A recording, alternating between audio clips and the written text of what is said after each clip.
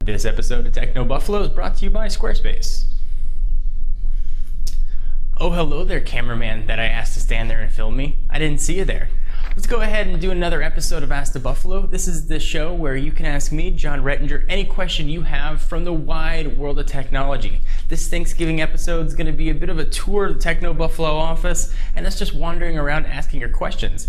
If you want to ask questions, you can send them in one of two ways. On Tuesday, you can go to technobuffalo.com. We'll have a post up there asking people to submit their questions. You can go ahead and ask your question in the comments, or if you're more social networkly inclined, you can send your question to Twitter using the hashtag AskTheBee. On this episode of Techno Buffalo, we're going to talk Xbox Next, rumored to be Xbox 720. We're going to talk cell phones. We're going to talk about what your next device should be. And we're going to talk a little bit about tablets. Let's go ahead and get started.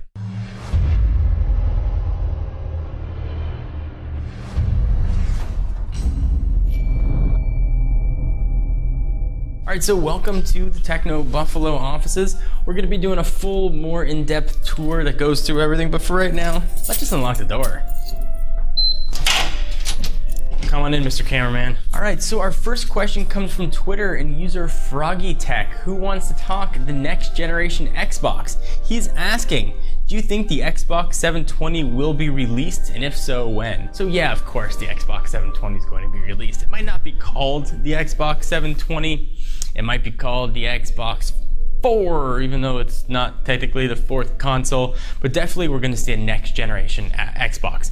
There have been rumors, though, that we might see this next generation console as early as E3 2012, although Microsoft and Sony have actually both said that their current generation consoles, the Xbox 360 and the PS3, are going to have a 10-year lifespan. So we're still about 2 years away from that 10-year lifespan.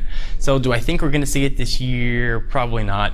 I think E3 2013 we'll probably see it with a maybe late 2013, early 2014 launch. At least that would be my guess. The next question comes from user Logically Tech, who wants to talk about carriers capping your data. He asks, John, where do you see the future of cloud computing moving as carriers begin to restrict users with more and more limiting data caps? That's a great question. So as data caps get lower and lower, we go from unlimited to 10 gigabytes, 5 gigabytes, 2 gigabytes, and lower. It's getting harder and harder to get your information. And cloud computing is a great example. Cloud computing, while not taking local storage, does use a ton of data. You look at things like iTunes Match or Google Music, yeah, you can stream all your stuff. You don't have to have a giant phone or a giant tablet with 100 gigs or 120 gigs of storage. But you do need a huge amount of data in order to get that stream to come down. So it's going to be tough. I think what we might see, and I think AT&T may have laid the foundation for this, is carriers actually starting to put out their own Wi-Fi networks. Not only will the end users get the same data experience that they would get if they had Wi-Fi or if they had 3G or 4G connection, they're also going to get access to all the same stuff that they could do before, so you could stream. Chances are you could stream it faster than you could on your 3G connection in the past.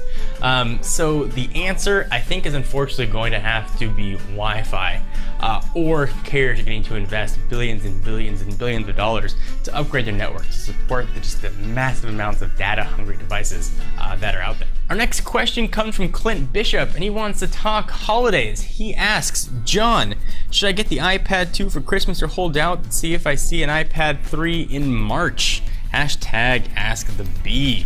That's a great question, and if I knew the answer to that, if I could pin down the exact date that Apple is going to release the iPad 3, I would be a gajillionaire with a capital G. But unfortunately, we don't know, so we can only go by past history, past release dates, and alleged supply orders that we've seen. And we are starting to hear rumors now of iPad 3 Retina displays being ordered by Apple.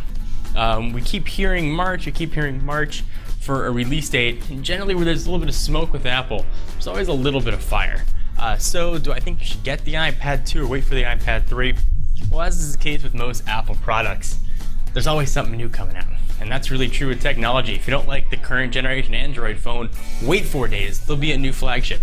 There's always something new coming out. There's always something around the corner. If the iPad 2 right now suits your needs, or will suit your needs next month for the holidays, then get it. you're gonna get a great tablet. If you're the kind of person though, and you know yourself, that has to have the latest and greatest, then yeah, wait and get the product right at release. But who knows what it's going to be, who knows what the price is going to be, what carriers might have it. The general rule that I tell people is if you're happy with the current device, then go ahead and get it when you need it, because you just never know what might be coming out. Refreshing. Our next question comes from user Amp2206, who also wants to sort of talk iPad. He asked, John, what do you feel is the best alternative to the iPad? Well, what I feel is the best alternative to the iPad, it's gonna vary a little bit depending on your price tolerance. If you asked me a few months ago, I would have said that $99 touchpad for sure is not only a great alternative, but in a lot of ways better than the iPad. Nowadays, for products that are released, it would be the Samsung Galaxy Tab 10.1 or the Asus ePad Transformer. If you want to wait a few weeks, probably a few months or so, we're gonna have Tegra 3 coming out with quad cores, and actually that 5th core in the Transformer Prime.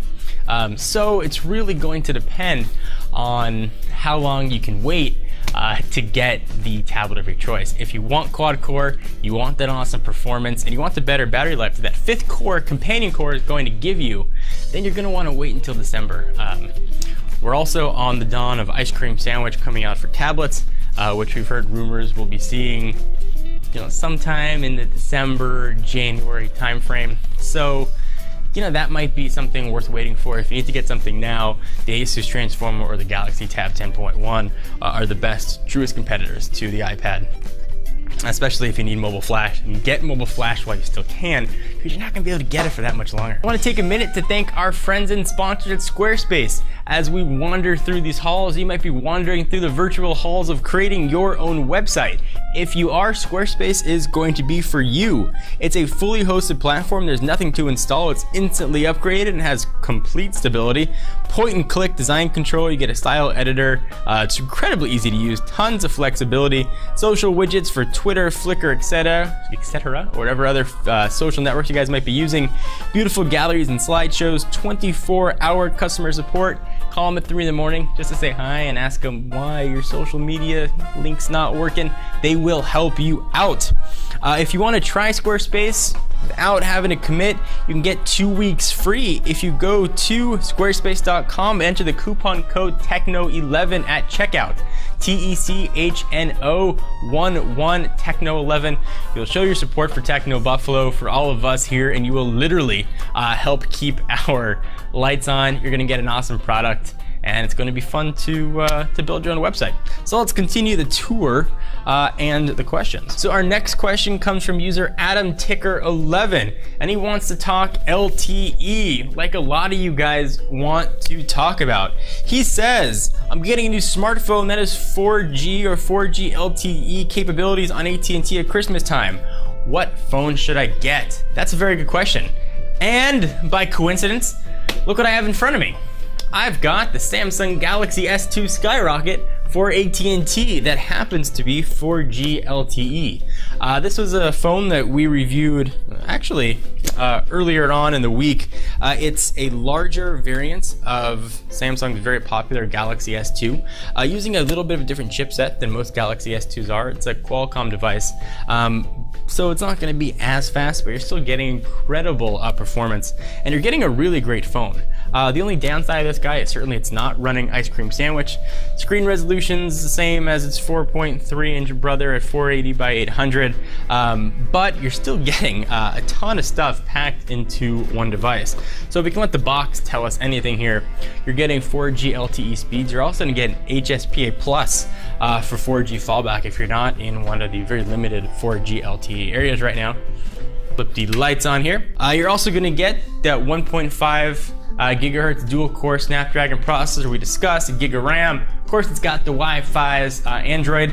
It is Gingerbread, dual cameras, and the rest of that exciting stuff you'd expect from a modern device. If you're on AT&T and you want LTE and you want it today, this is gonna be the phone for you to pick up. So I hope you guys enjoyed this episode of Ask the Buffalo. It's a bit of a random walkthrough and tour of the Techno Buffalo offices. If you wanna see more, we'll have a full walkthrough and tour coming up very, very, very soon. For all your tech news, be sure to check us out at technobuffalo.com for unboxing, reviews, rumors, and random videos like this. I'm your host, John Rettinger, and I'll see you in the next video.